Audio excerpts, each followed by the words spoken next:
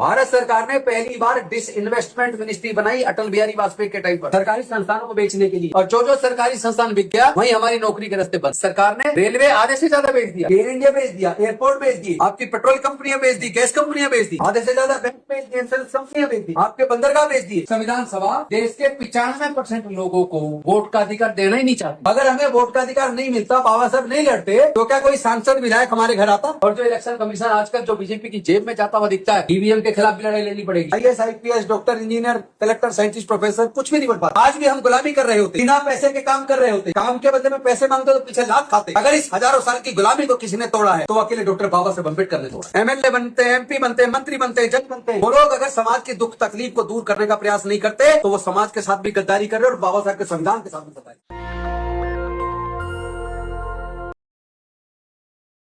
अगर डॉक्टर बाबा साहब अम्बेडकर जी ने शिक्षण संस्थानों के अंदर हमारा रिजर्वेशन ना दिया होता तो हमारे लोग ना वकील बन पाते, ना डॉक्टर बन पाते, ना इंजीनियर बन पाते, ना जज बन पाते, ना कलेक्टर बन पाते। IAS, IPS, doctor, engineer, collector, scientist, professor कुछ भी नहीं बन पाते। आज भी हम गुलामी कर रहे होते, बिना पैसे के काम कर रहे होते, काम के बदले में पैसे मांगते तो पीछे लात खाते। अगर इस हजारों साल की गुलामी को किसी ने तोड़ा है तो अकेले डॉक्टर बाबा साहब अम्बेडकर ने तोड़ा। और आज हमारे लोग बाबा साहेब के दिए रिजर्वेशन से इंजीनियर बनते हैं, डॉक्टर बनते हैं, कलेक्टर बनते हैं, साइंटिस्ट बनते हैं, प्रोफेसर बनते हैं और बाबा साहेब को भूल जाते हैं। ऐसे लोग समाज के साथ गद्दारी कर रहे हैं। जो लोग हमारे निगम पार्षद बनते हैं, जिला परिषद जीत के जाते हैं, MLA बनते हैं, MP बनते हैं, मंत्री बनते हैं, जज बनते हैं, वो लोग अगर समाज की दुख तकलीफ को दूर करने का प्रयास नहीं करते तो वो समाज के साथ भी गद्दारी कर रहे और बाबा साहब के संविधान के साथ भी गद्दारी कर रहे। हमारी आपकी जिम्मेदारी बहुत महत्वपूर्ण है। जब तक कांग्रेस मजबूत थी, आज बहुत से लोग कहते हैं ना कि डॉक्टर बाबा साहेब अम्बेडकर जी ने कहा था कि कांग्रेस के चवन्नी के भी मेंबर मत बनना। आपने सुना होगा, बहुत से लोग इस बात को बोलते हैं, लेकिन वो इतिहास को जानते नहीं है, पढ़ते नहीं है। बाबा साहब ने किस वक्त ये बात कही थी, पहले ये तो देख लो। तब कही थी जब डॉक्टर बाबा साहब अम्बेडकर कांग्रेस के अधिवेशन में कांग्रेस से ये करवाना चाहते थे कि आप जाति खत्म करने के लिए काम कीजिए, आप हमारे लोगों को भी उनका हक अधिकार दीजिए। तो उस वक्त कांग्रेस ने, उस वक्त की कांग्रेस ने उसको एजेंडे में नहीं लिया था, इसलिए बाबा साहब अम्बेडकर जी ने ये बात कही थी। लेकिन बाद में उसी कांग्रेस ने उसको एजेंडे में भी लिया। जब संविधान सभा बनी, संविधान बनाने की ड्राफ्टिंग कमेटी बनी, तो उसी कांग्रेस ने डॉक्टर बाबा साहेब अम्बेडकर जी को संविधान की ड्राफ्टिंग कमेटी का चेयरमैन बनाया और बाबा साहेब ने स्वीकार किया। क्यों स्वीकार किया? बाबा साहेब ने इसलिए स्वीकार किया कि अगर मुझे ड्राफ्टिंग कमेटी का चेयरमैन बना रहे हैं तो मैं भारत का संविधान जब ड्राफ्ट करूंगा तो अपने लोगों के हक और अधिकार सुनिश्चित कर पाऊंगा। और जब वो प्रथम कानून मंत्री बने, पहली बात तो जब ड्राफ्टिंग कमेटी के चेयरमैन हो गए, ड्राफ्ट बनाया, संविधान पेश किया, तो संविधान के अंदर अपने पूरे समाज को, चाहे वो आदिवासी हो, चाहे वो दलित हो, चाहे वो पिछड़ा हो, चाहे वो महिला हो, चाहे मजदूर हो, चाहे किसान हो, लेकिन ये अकेले डॉक्टर बाबा साहेब अम्बेडकर की काबिलियत थी कि उन्होंने सबको बराबर कर दिया, सबके सारे रास्ते खोल दिए। और अभी बहुत लोगों को यह भी नहीं पता है कि संविधान सभा में जब इस बात पे चर्चा हुई कि अब अंग्रेज जाने वाले हैं, अब हमें अपनी सरकार चुननी है, तो वोट का अधिकार किसको मिलना चाहिए? ज्यादातर संविधान सभा के सदस्य ये चाहते थे कि वोट डालने का अधिकार केवल जो इनकम टैक्स देते हैं उनको मिलना चाहिए, जो ग्रेजुएट हैं उनको मिलना चाहिए, जो बड़े जमींदार हैं उनको मिलना चाहिए। अब सोच के देखो, अगर डॉक्टर बाबा साहेब अम्बेडकर चुप रह जाते और संविधान सभा की उस बात को मान लेते तो भारत में चूंकि मनुस्मृति की वजह से, जो मनुस्मृति में पाबंदी लगी हुई थी दलित के, आदिवासी के, पिछड़े वर्ग के पढ़ने पर, महिलाओं के पढ़ने पर, तो हमारे लोग ग्रेजुएट कहां से बनते? इसका मतलब हमें वोट का अधिकार नहीं मिलना था, हमें व्यापार करने का अधिकार नहीं था, तो इनकम टैक्स पे ही कहां से होते? तो हमें वोट का अधिकार नहीं मिलना था, हमें प्रॉपर्टी का अधिकार नहीं था, तो हम जमींदार कैसे बनते? तो इसका मतलब वो संविधान सभा देश के 95% लोगों को वोट का अधिकार देना ही नहीं चाहती। अगर हमें वोट का अधिकार नहीं मिलता, बाबा साहब नहीं लड़ते, तो क्या कोई सांसद विधायक हमारे घर आता? आज वोट मांगने बड़े से बड़ा नेता हाथ जोड़ के आता है ना, उस वोट की वजह से आता है। ये हमारी गलती है कि हम उस वोट की वैल्यू नहीं समझ रहे। क्योंकि डॉक्टर बाबा साहब अम्बेडकर संविधान सभा के सामने अड़ गए और उन्होंने कहा कि केवल इनकम टैक्स पेई को या ग्रेजुएट को या जमींदार को नहीं, भारत में रहने वाले सभी लोगों को, चाहे मजदूर हो, किसान हो, पढ़ा लिखा हो, अनपढ़ हो, अमीर हो, गरीब हो, कोई भी हो, स्त्री हो या पुरुष हो, सबको वोट का अधिकार मिलेगा और सबकी वोट की कीमत बराबर होगी। One man one vote, one vote one value. लेकिन हमारे लोगों ने अपनी उस वोट की कीमत को पहचाना नहीं। कोई शराब की बोतल में, कोई 1000-2000 रुपए में, कोई 10-20 किलो अनाज में अपना वोट बेच देता है और 5 साल तक फिर अपना दमन होता है। तो बाबा साहब अम्बेडकर जी ने संविधान में सबको बराबर कर दिया। अगर बाबा साहब ये कहते हैं कि नहीं कांग्रेस की सरकार है, मैं नहीं बनूंगा मंत्री, सोच के देखो क्या हिंदू महिलाओं को जो हिंदू कोड बिल के माध्यम से अधिकार मिले, क्या वो अधिकार मिल पाते हैं? अगर बाबा साहब अम्बेडकर संविधान लिखने की जिम्मेदारी से मना कर देते कि मुझे कांग्रेस के साथ मिलकर काम ही नहीं करना है, मुझे संविधान सभा में जाना ही नहीं है, मुझे कानून मंत्री बनना ही नहीं है आपकी सरकार में, तो सोच के देखो जो कुछ हमें मिला, जो रिजर्वेशन मिला नौकरियों में, शिक्षण संस्थानों में, या जो वोट का अधिकार मिला, एमपी एमएलए बनने का अधिकार मिला, ये जितने भी अधिकार मिले, अगर बाबा साहेब अम्बेडकर संविधान सभा में नहीं होते और बाद में कानून मंत्री नहीं बनते, तो क्या जो वो हमें देकर गए क्या वो हमें मिल पाता? इसका मतलब वो जो लोग ये बात कहते हैं कि चवन्नी के भी वर्कर मत बनना, वो किसी और समय पे कहा था, लेकिन बाद में डॉक्टर बाबा साहब अम्बेडकर जी ने उसी कांग्रेस के साथ मिलकर अपनी जिम्मेदारी समझते हुए अपने समाज को संविधान के माध्यम से देकर चले गए ना सब कुछ, और जब कांग्रेस की सरकार बन गई, बाकी सरकारों ने क्या दिया और क्या आपका छीन लिया, और कांग्रेस ने हमें क्या दिया, इसका भी अध्ययन कर लेते हैं। जब देश गरीब था तो शिक्षा फ्री थी। कांग्रेस की सरकार में इतना वजीफा मिल जाता था, स्कॉलरशिप के पैसे से ही पढ़ के हमारे लोग इंजीनियर बन गए, जज बन गए, कलेक्टर बन गए, साइंटिस्ट बन गए, प्रोफेसर बन गए, वकील बन गए। तमाम बड़ी बड़ी कुर्सियों पे हमारे लोग बिना पैसे खर्च किए स्कॉलरशिप के पैसे से पढ़ के बन गए। गलत कह रहा हूं क्या? और जब पहले बैंक प्राइवेट होते थे, इंश्योरेंस कंपनियां प्राइवेट होती थी, लेकिन कांग्रेस ने बैंकों का, इंश्योरेंस कंपनियों का राष्ट्रीयकरण किया। इंदिरा जी के टाइम पर बैंकों का, इंश्योरेंस कंपनियों का राष्ट्रीयकरण हुआ, तो उसके अंदर हमारे लाखों लोगों को रोजगार मिला। 100 से ज्यादा पीएसयू बनाए कांग्रेस के टाइम पर। उन पीएसयूज के अंदर हमारे लाखों लोगों को नौकरियां मिली। एक मिडिल क्लास बना हमारे समाज में से। जब नौकरी मिली तो मिडिल क्लास बना ना, कुछ पैसा आने लगा घर में, अच्छा खाने को मिलने लगा, अच्छा पहनने को मिलने लगा, बच्चों के लिए अच्छी पढ़ाई मिलने लगी। अगर ये नौकरी ना मिली होती, सोच के देखो, अगर हमारे लोगों को नौकरियां ना मिली होती तो क्या हमारा मिडिल क्लास बन पाता? मिडिल क्लास बना तो हमने बहुत सारी संस्थाएं बनाई। संस्थाओं को जब चंदा देने का काम कौन करता है? मिडिल क्लास करता है। बामसेफ बनी, बामसेफ मिडिल क्लास की थी ना, नौकरी पैसा थे ना, वो सारे चंदा देते थे तो कांसीराम जी पार्टी बना पाए।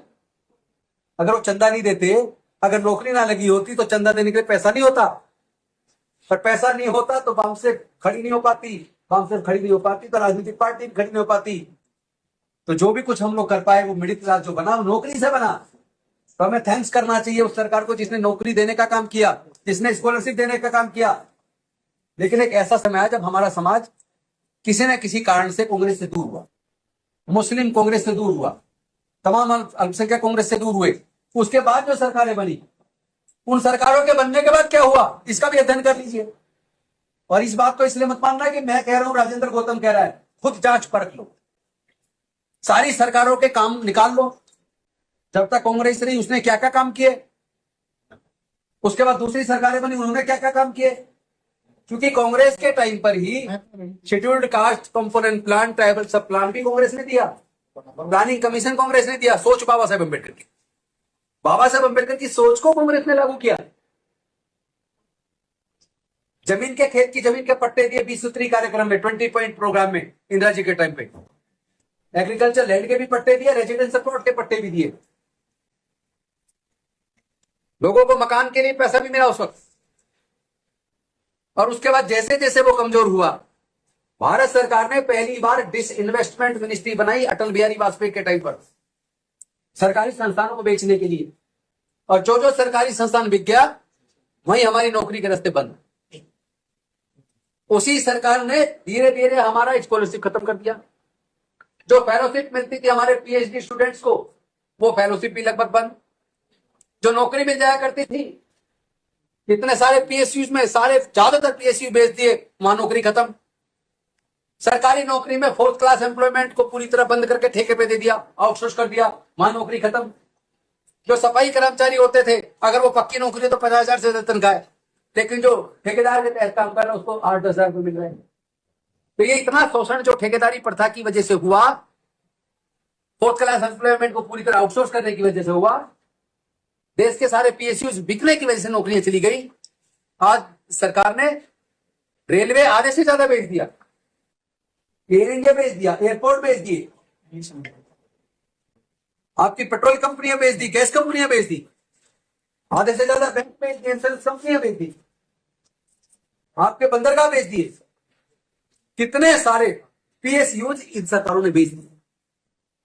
तो ये क्या हमारी जिम्मेदारी नहीं है कि सरकारों का अध्ययन करें, सरकारों का तुलनात्मक अध्ययन करें कि कांग्रेस की सरकार के टाइम तक क्या मिला और जब से कांग्रेस की जगह दूसरी सरकारें आई तब क्या मिला, कांग्रेस के सरकार के टाइम पे हमारा क्या छिन गया और दूसरी सरकारें आने के बाद क्या हमारा छिन गया। जब इसका तुलनात्मक अध्ययन करोगे, कंपैरेटिव स्टडी करोगे, तो पता चलेगा हमने क्या खोया और क्या पाया, किस सरकार ने क्या दिया, किस सरकार ने क्या छीन लिया, तब पता लगेगा। इसलिए किसी के कहने में आने की जरूरत नहीं है। आज वो सामाजिक न्याय की लड़ाई जो कभी डॉक्टर बाबा साहेब अम्बेडकर जी ने, फूले जी ने, साहू जी महाराज ने लड़ी, उसी सामाजिक न्याय की लड़ाई को जिसको बाद में मानवर कांसीराम साहब ने भी लड़ा, आज पूरे देश में उस सामाजिक न्याय की लड़ाई को जाति की गणना, शैक्षणिक और आर्थिक सर्वे, डाटा कलेक्ट करना, समाज का एक्सरे करना, किसको क्या मिला, किसको नौकरी मिली, कौन कितना पढ़ पाया, किसकी पढ़ाई छूट गई, किसको प्राकृतिक संसाधनों में कितना हिस्सा मिला, किसकी हकमारी हुई, ये सारा का सारा जब जाति की गणना होगी, सोशियो इकोनॉमिक एजुकेशनल सर्वे होगा, डाटा कलेक्ट होगा, तब सरकार को इन सभी वर्गों के विकास के लिए योजना बनाने में मदद मिलेगी। तो इस सर्वे की लड़ाई को, जाति की गणना की लड़ाई को कौन लड़ रहा है? कौन लड़ रहा है? अकेले राहुल गांधी से? क्या कोई दूसरा राष्ट्र का बड़ा नेता जिस लड़ाई को लड़ रहा हो? कोई दूसरा है? जिस बात को कभी कांसीराम साहब कहते थे, जिसकी जितनी संख्या भारी उसकी उतनी हिस्सेदारी। आज राहुल गांधी कह रहे हैं जिसकी जितनी संख्या उसका उतना हक। और कोई नेता कर रहा होगा बता दो। तो जिस मामले में, जिस मुद्दे पर लड़ाई लड़ने से हमारे लोगों के अधिकार मिलते हों, जिससे हमारे हित सुरक्षित होते हो, जो नेता मोदी जी की आंख में आंख डाल के कहता हो इसी सदन में तुमसे ही गणना करवाएंगे और अपने लोग लेके रहेंगे, तो आज क्या उस आदमी को हम अकेला छेड़ दें, उस नेता को? आदरणीय मल्लिकार्जुन खड़गे जी, आदरणीय राहुल गांधी जी जिस सामाजिक न्याय की लड़ाई को मजबूती के साथ लड़ रहे हैं,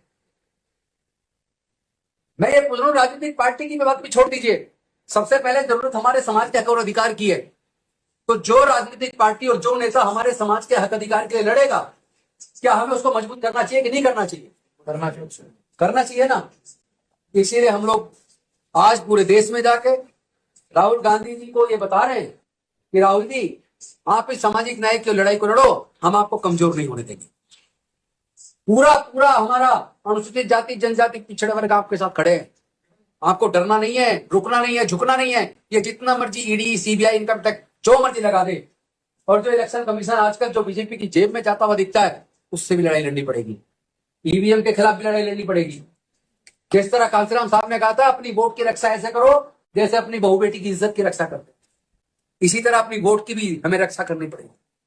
कई मोर्चे पे लड़ाई लड़नी है, लेकिन उससे बड़ी लड़ाई हमें अपने खुद के अंदर लड़नी है। वो है शेड्यूल्ड कास्ट में अंदर जातियों में जाति बनकर जो आपस में लड़ रहे हैं ना, इसको खत्म करना पड़ेगा।